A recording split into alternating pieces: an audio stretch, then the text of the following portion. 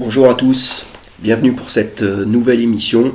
Alors aujourd'hui on va parler du temps sacré, de la sacralisation du temps et plus généralement je vais vous proposer quelques petites réflexions donc sur le temps, la succession temporelle. Alors tout d'abord je vais commencer par faire un peu de philo, c'est-à-dire que le temps est très subjectif. Donc l'homme, l'être humain, est dans l'obligation de s'inventer un début et une fin, car le temps, on peut toujours dire qu'est-ce qu'il y a avant le début, qu'est-ce qu'il y a après la fin, c'est presque à devenir fou.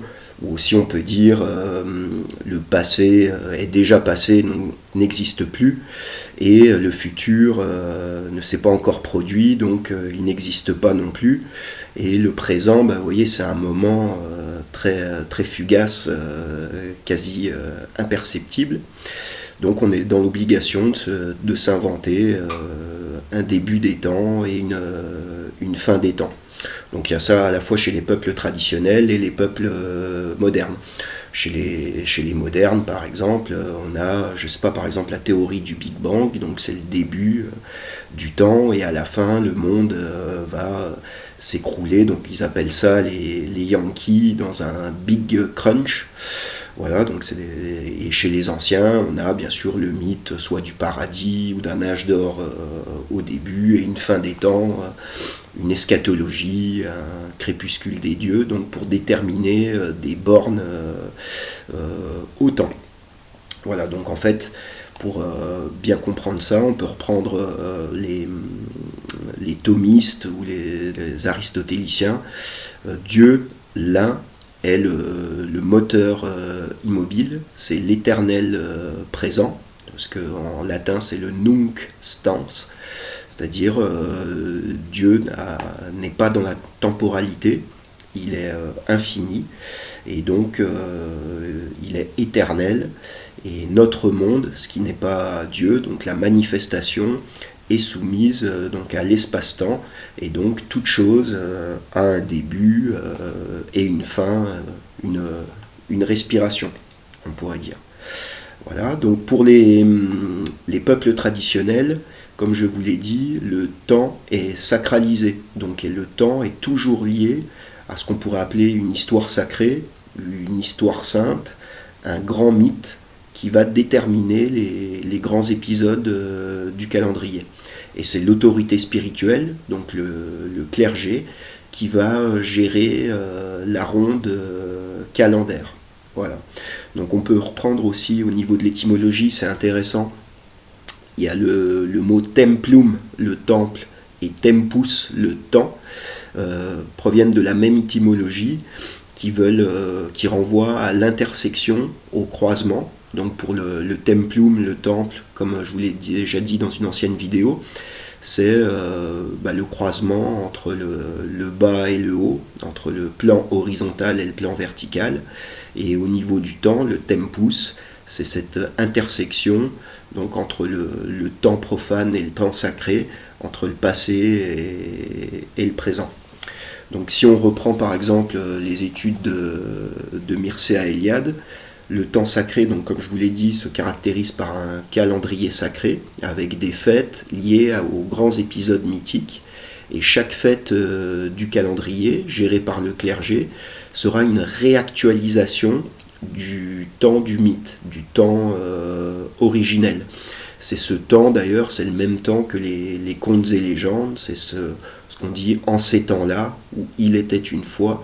Donc c'est un temps anhistorique, c'est un temps mythique qui peut donc se réactualiser dans la société périodiquement, suivant donc le calendrier sacré. Donc on peut penser là rien qu'aux grandes religions du livre, par exemple en islam ou dans le christianisme, le calendrier est géré en fonction d'une histoire sacrée. Donc annuellement, en fait, on va répéter la cosmogonie, et comme le mythe et le calendrier vont être aussi en relation donc avec les saisons de l'année. On voit ça par exemple avec Noël, où c'est le solstice d'hiver et c'est la naissance du soleil. On a toujours des fêtes aux équinoxes, au solstice d'été, avec généralement des périodes fastes et néfastes. Il y a un temps de deuil et un temps de fête. Alors pour les anciens, il ne faut pas oublier que le temps est perçu de façon corruptrice. Donc le calendrier sacré est là pour créer un cadre temporel, et on pourrait dire que le clergé et la société tentent de freiner le flot corrupteur du temps, car le temps, comme on le dit dans le langage courant, s'écoule, donc comme une goutte d'eau va de haut en bas, et le temps se déroule, donc le temps marche en cycle descendant. Et moi j'avais pris cette image de l'eau qui s'écoule dans un siphon de plus en plus rapidement. Voilà. Alors le monde moderne, lui en revanche, le temps est totalement profane, donc il n'y a plus de calendrier sacré. Le temps est mécanisé, linéaire, on peut dire mécanique et sans qualification, quoi. On va compter pour justement que ça soit lié à l'économique, au travail, au calcul physique, mais le temps n'est plus soumis à un mythe et à une sacralité. Alors une chose très très importante aussi, c'est que pour le monde traditionnel, on part d'un âge d'or ou d'un paradis. Donc la société a conscience d'avoir perdu un état de félicité qu'elle tente tant bien que mal, justement, grâce au calendrier, aux festivités, de faire revivre ici-bas. Et nous, dans notre monde désacralisé, dans le monde moderne, c'est l'inverse. On part du moins pour aller vers le plus. Donc c'est une grave erreur, hein. Et c'est, on va dire, la volonté d'instaurer, c'est l'inverse. L'âge d'or est situé à la fin des temps, ou le paradis, et donc on veut construire artificiellement un paradis terrestre ici-bas. Donc pour résumer, on peut dire que le monde traditionnel a conscience d'être dans un état de chute, de dégradation, alors que le monde moderne, le temps est linéaire et progressif, avec les fameux lendemains qui chantent et qui n'arrivent jamais, hein. C'est comme une vie humaine. On a beau vouloir l'éternelle jeunesse, on finit toujours par vieillir et par décéder. Voilà, donc pour moi, ça c'est une petite réflexion personnelle, ce progressisme, en tout cas pour l'Occident, est né des différents messianismes, donc c'est-à-dire la fausse croyance en un messie physique devant revenir ici-bas pour réinstaurer un âge d'or. Alors que bien sûr, le messie, si on suit les textes apocalyptiques ou eschatologiques, donc sont ésotériques et parlent de ce qui se passe en nous-mêmes au moment de la mort, soit initiatique, mais pour nous, ce qui nous concerne, ça concernera notre mort clinique, mais en aucun cas ça ne concernera l'histoire humaine, quoi. Donc pour rappeler aussi, donc le monde traditionnel, je vous l'ai dit, ne connaît pas l'histoire, des historiens. Tout est déjà dit et révélé dans l'histoire sacrée. Et alors que pour l'homme moderne, eh ben, on invente l'histoire, et donc on est obligé de s'inventer des anciennes périodes, des configurations, comme je sais pas, on va parler de la Renaissance, des temps modernes, genre de choses. Tout ça, c'est des classifications totalement subjectives et horizontales. Voilà. Alors, au niveau de l'histoire et du temps plus long, les anciens nous parlaient de la doctrine des 4 âges. Alors ça se retrouve vraiment partout dans la sphère indo-européenne, hein, chez les hindous, les perses, les gréco-latins, On a ça en chaldée aussi, mais on retrouve ça aussi en Amérique du Sud et dans bien d'autres traditions. On peut même rappeler que la tradition biblique, la tradition du livre ne dit pas autre chose, car on part d'un âge d'or, d'un paradis, et on a des déluges, des déflagrations qui amènent différents cycles.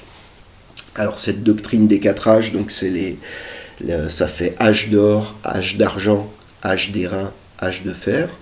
Ils sont donc ces 4 métaux de moins en moins purs, donc ça marque la perte de la spiritualité. On part d'un âge d'or de l'esprit qualitatif pour aller au règne de la quantité, au quantitatif, au matériel. Donc il y a un processus de solidification et d'accélération, comme je vous l'ai dit, avec différents cycles. Dans l'Amérique du Sud et dans les traditions amérindiennes, on a pareil la doctrine des 4 soleils. On a aussi un truc très connu aussi, on a ça en Inde et également chez les Aztèques. Donc c'est un taureau ou un bison, chez les Sioux aussi. C'est un bison qui protège le monde des eaux inférieures, des eaux chaotiques. Et à chaque âge, ce bison symbolique perd une de ses pattes. Donc au fur et à mesure du temps, les eaux inférieures s'infiltrent de plus en plus rapidement dans notre monde jusqu'à ce que le taureau ou le bison perde ses pattes et que le monde soit englouti donc dans un déluge plus ou moins symbolique. Il peut être réel ou symbolique. Hein. Les déluges, c'est surtout les eaux inférieures, donc l'âme basse des êtres humains qui prennent le pas sur la conscience. Mais ça peut se matérialiser également par des cataclysmes historique. Alors on a ça aussi, ces 4 âges, avec le fameux songe de Nabuchodonosor, qui est décrypté par le prophète Daniel. Donc cette statue, pareil, elle est faite en 4 métaux de moins en moins purs, avec les pieds faits de sable. Et j'ai aussi trouvé un hadith très intéressant. Enfin, je ne sais pas si c'est un hadith, il faudra peut-être me le dire en commentaire, mais c'est une tradition musulmane et qui dit, donc on retrouve les 4 âges, et d'ailleurs on retrouve aussi la loi de régression des castes. Donc ce hadith ou cet aphorisme dit qu'au début des temps, les hommes se différenciaient entre eux par la spiritualité, puis c'est la force qui fait la différenciation des hommes, puis l'économique, l'argent, la force économique, et à la fin des temps, ce n'est plus que les apparences. Voilà. Alors dans l'œuvre des traditionalistes, et surtout par rapport à ce qu'a écrit René Guénon sur les cycles, on sait que beaucoup de traditions se sont basées sur le cycle précessionnel, donc qui dure 25 920 ans. La grande année chez les Grecs et les Perses fait la moitié. Et donc c'est le point vernal terrestre qui traverse donc les 12 constellations. Donc c'est une brique temporelle de 2160 ans. Donc on multiplie par 12. Excusez-moi, je suis un peu malade. Et donc selon René Guénon, le Kali Yuga a commencé il y a 6000 ans avec l'ère du taureau. Ensuite, il y a eu l'ère du bélier, puis l'ère du poisson avec Jésus, le christianisme. Et donc le prochain cycle sera le fameux âge du Verseau. Hein, c'est ça la doctrine des New Age. Mais il faut rappeler qu'entre chaque cycle, il y a des cataclysmes. Et donc là, on est à la fin d'un énorme cycle historique. Voilà, donc ça je vous laisse regarder dans les livres de Jean Faure notamment. Je vous mettrai quelques liens en description pour ces doctrines cycliques, basées sur la précession des équinoxes. C'est très intéressant et il ne faut pas le prendre pareil au premier degré. C'est plus des modèles généraux de compréhension de la marche du temps que des dates véritablement précises, quoi. Voilà. Et enfin, donc, pour conclure cette petite vidéo, je vais parler donc de la vie et de la mort des civilisations. Donc, je vous mettrai aussi mon livre Vie et mort des civilisations. J'avais fait une interview aussi à ce sujet, donc concernant donc, les grandes civilisations humaines. Et là encore, on peut reprendre l'analogie avec la vie humaine ou avec le soleil journalier ou annuel.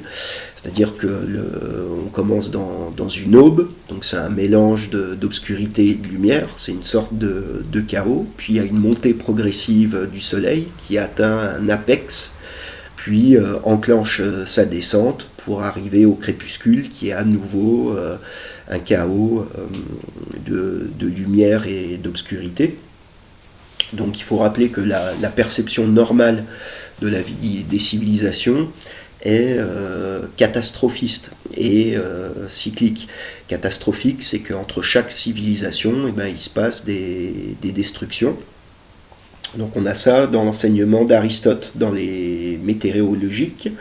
Donc on part de la qualité pour aller à la quantité. Donc le début du cycle va être différencié. Donc il y aura peu de gens au début du cycle et ils vont se coaguler, s'agglomérer jusqu'à faire une civilisation mondiale qui amène un énorme cataclysme. Et pour Aristote, c'est les pâtres, les gens qui habitent dans les montagnes, les bergers, qui échappent au déluge et qui forment l'humanité future qui va repeupler la Terre. Donc on a ça aussi dans René Guénon l'explique bien dans Le règne de la quantité, excusez-moi.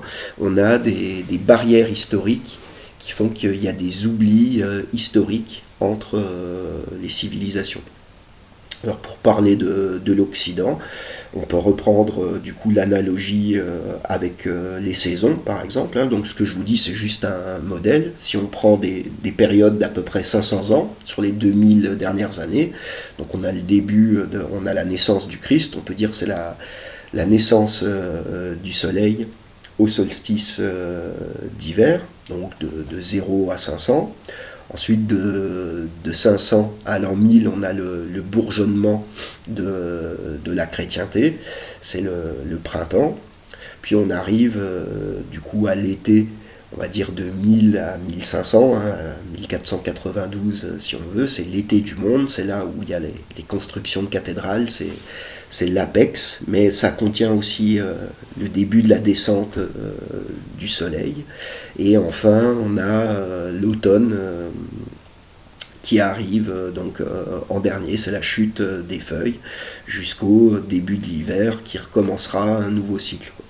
Dans mon livre Vie et mort des civilisations, je reprends un autre modèle, mais qui est plus ou moins comparable, où je parle du début de la chrétienté comme d'un printemps, donc on peut faire aller de 500 à l'an 1000, puis vient l'été, c'est le beau Moyen-Âge, l'apex. L'automne va correspondre à la Renaissance et l'hiver sera notre monde moderne de solidification. Voilà, donc c'est juste une petite vidéo, ça mériterait bien plus de temps, mais là je vous renvoie, je vous dis à mon livre Vie et mort des civilisations, qui parle beaucoup de ça. Je vous renvoie aussi au livre de Gaston Georgel, qui a écrit un livre qui s'appelle Les rythmes dans l'histoire, et aussi un livre qui s'appelle les 4 âges de l'humanité. Je vous mettrai donc tout ça en référence. On a Jean Faure aussi, qui a pas mal parlé des cycles. Et donc, voilà. Et donc, l'idée principale que je voulais mettre en avant, c'est comme ce que j'avais écrit, ce que je vous avais dit pour les temples et les espaces sacrés. Ce qui est important à comprendre, c'est que pour un monde traditionnel, le temps est sacralisé. Il a des qualifications.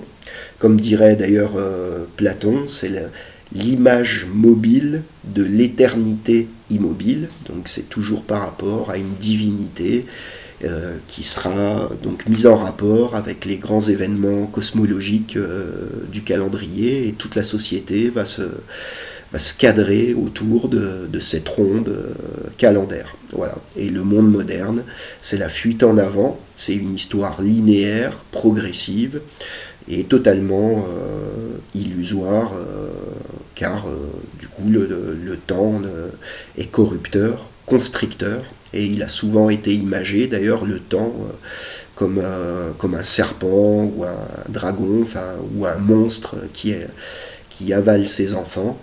Et comme dirait le fameux proverbe d'Héraclite, on ne se baigne jamais deux fois dans le même fleuve. Voilà, bah écoutez, je vous mettez des pouces bleus si ça vous a intéressé, n'hésitez pas à poser des questions, à mettre des commentaires, vous abonner, si vous souhaitez soutenir mes travaux sur Tipeee, faire un don pour soutenir mes travaux, je vous mettrai les liens, et je vous dis à bientôt pour d'autres émissions. Donc je vous dis pas encore, mais normalement je devrais faire des interviews, des discussions avec d'autres youtubeurs très très intéressants. Voilà, bah écoutez, je vous dis à bientôt, et je vous souhaite bonne continuation à tous.